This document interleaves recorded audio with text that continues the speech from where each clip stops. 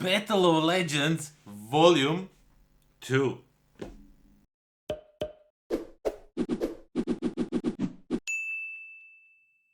What's up everybody, welcome to the life of a board gamer. My name is Daniel and today we are going to take a closer look at currently my favorite two-player game with little miniatures and cards and sidekicks and whatnot.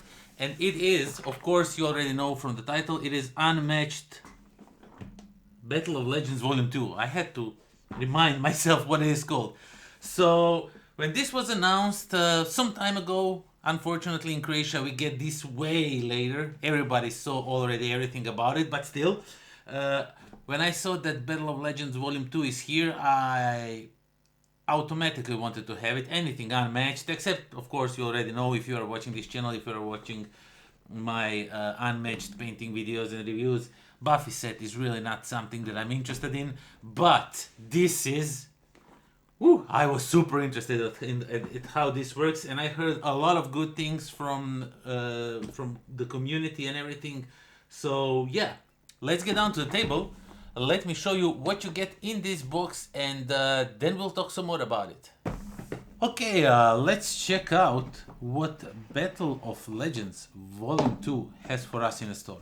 So of course you get a rulebook that explains you how to play the game, what are the new things that are going on with the map and everything.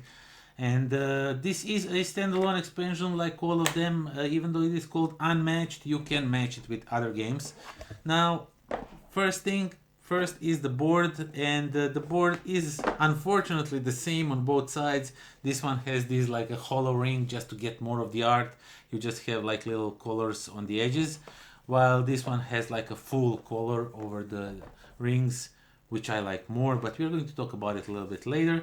And then we get to all 4 new characters. Of course, I have them all painted up, so I'm gonna show them to you up close. So we have Bloody Mary, and if you want to see all these painted up, how to paint them to look like this. So we have Sun Wukong. I have created videos for each of these. They are on my channel, you can find them over there. So Yanenga, which I have no idea who she is, and we have Achilles. So yeah, they come unpainted, so you have to paint them by yourself. And of course, each of the players will get their own deck of cards. So first we have Yanenga. Her special ability are her archers, so if they are in the same zone, they can soak up her damage. So artwork is still absolutely gorgeous artwork. It fits so well with all the other artwork. I know that different people are doing the artwork for these games. Not all artwork is done by the same people. At least I think it's like that. But still, it looks the same. So yeah, we have of course the dial for Yanenga, and her specialty, like her difference from what differs her from other players, is that her minions have, like her sidekicks, or however you call those, have 2 health. So it says 2 up here, and once it gets 1 damage, it's flipped on this side, and then if it gets another damage, it is discarded. There's option to bring them back, but yeah, that's her special thing. That's what she does. So Sun Wukong also has his own tile, just 1 tile, but he has these 3 clones going on over here, and his special ability is that he can damage himself to create these clones and then run around with them and create havoc. And of course the artwork for Sun Wukong cards, absolutely gorgeous. There's really no need for me to say that the artwork is great, and this one plays really nice because he has some like special abilities to bring back cards in his hands, which work absolutely gorgeously. And then we have Bloody Mary. She does not have a sidekick, does not have any of these things. She has her own dial, of course, and she has a move of 3. And yeah, once if she has 3 cards in her hands, when it's your turn, you get an extra action, which is awesome.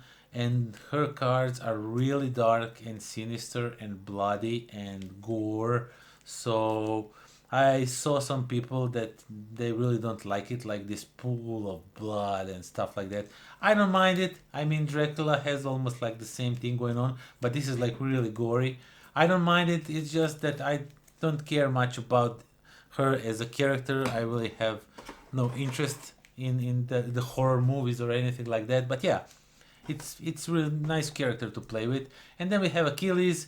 He has a Patroclus as his sidekick, and like some of the others that have sidekicks, he has the Patroclus has Patrocles, however it is pronounced, has its own dial. He has like 6 health, and once he is dead, the Achilles gets +2 to value of all his attack cards, and if Achilles wins a combat, you can draw 1 card, stuff like that. So yeah, and of course, gorgeous artwork, gorgeous cards, everything, so much fun.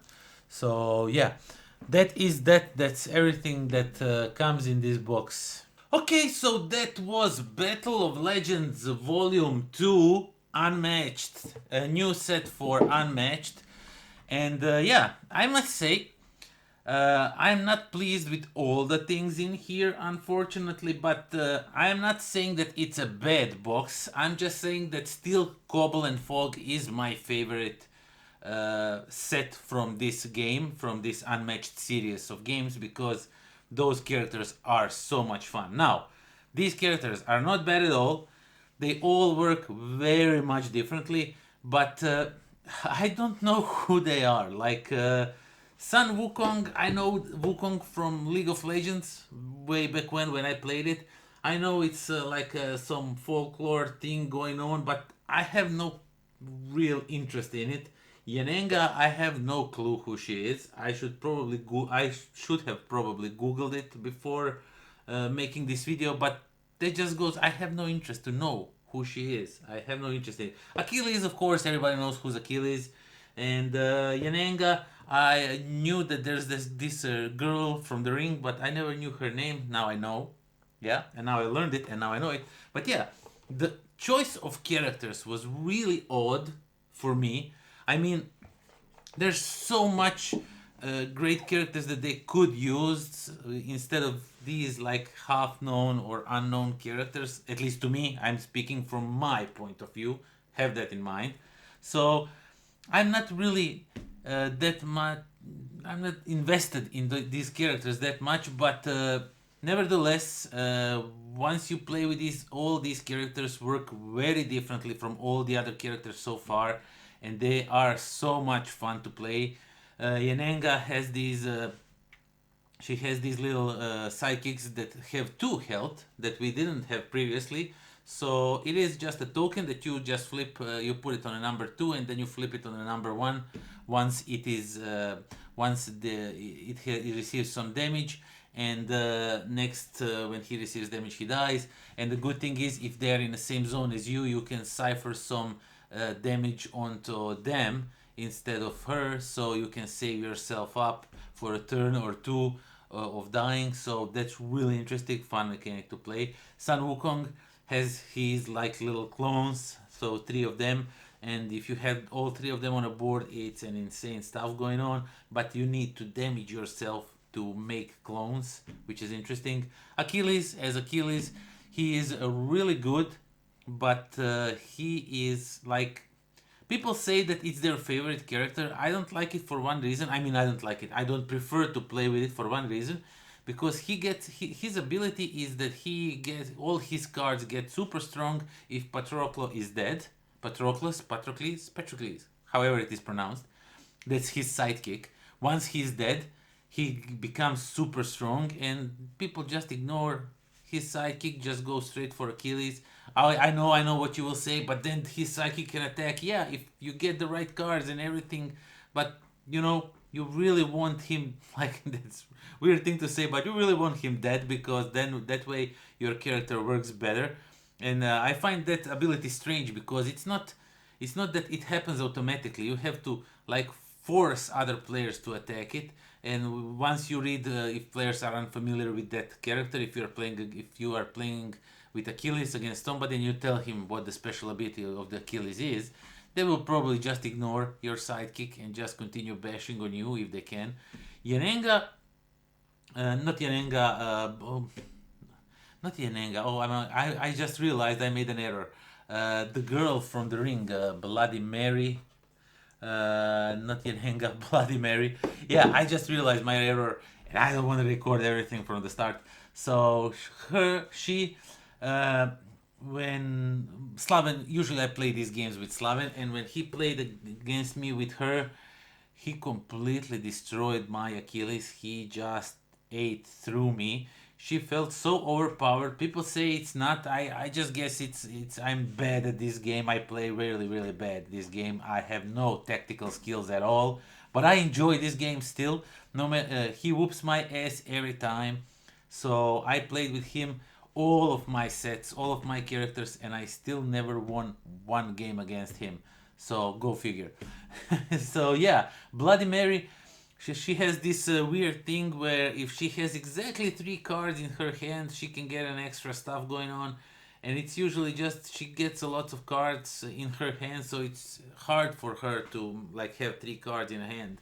But yeah, so all of these characters, they are really fun to play. They are so much there's a little less feint cards in these decks, so those cards that cancel the effect of other cards if played, stuff like that. I hate those cards. I hate when I make a perfect plan, I play my card, and then the person on the other side of me, usually Slaven, just plays the card just because he wants to like try to defend, but he doesn't care about canceling the text, and then he plays the feint, he cancels my text, and then I lose completely my strategy. But yeah, it is what it is.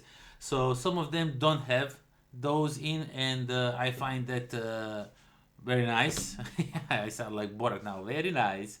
I find that I think they should take that path. Those cards are horrible. I don't like them one bit. But yeah, the map, as you already saw, is just the same map on 2 sides. I don't like what they are doing. I saw the community what they are talking about. Nobody likes everybody likes those rings with a full color, like this side over here. Everybody likes this side. Nobody likes this. I never saw anybody say, "Oh, this is such a good thing." Anyone who said that is like a monster and should be captured. This is not good. This does not read well on the board. This is way better, gives you way more information, and it's just a missed opportunity to have 2 different maps, which I really want. I want more different maps with different abilities, as most of the new maps that come out have some new stuff. This one gives you some on some spaces an advantage of +1 attack if you are attacking from the higher ground. So I guess they channeled their inner Obi-Wan Kenobi when designing this map. You know, Anakin, I had the high ground. I don't have to explain it. You already know what I'm talking about. But yeah, overall my thoughts is this is a wonderful box. I would definitely recommend you check it out. It has some interesting mechanics with the different heroes. They work really well, and I really like how they clash with other characters. But at the end, I still think that Cobble and Fog is the best set by far that was released until I was making this video.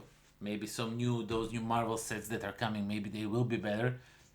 They did show us some few pictures, and from what I saw, I kind of like what they're doing with the maps. I hope they keep those things that they show in a picture, but I'm not going to talk about it because who knows when that is going to hit my table.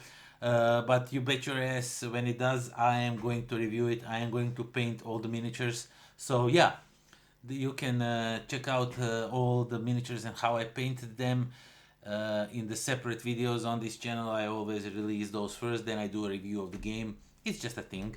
So yeah, that is that. Thank you all for watching. Thank you for subscribing.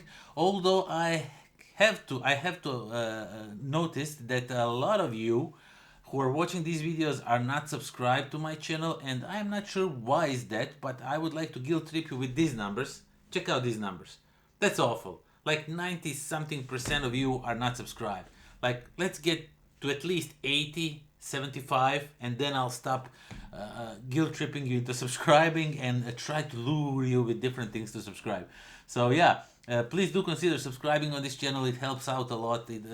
When I grew as a content creator, the content will grow with me, because everything I get from this channel, from like review copies and everything, I just invest more into the equipment and editing and everything. So yeah, please do consider subscribing. There's also a Patreon.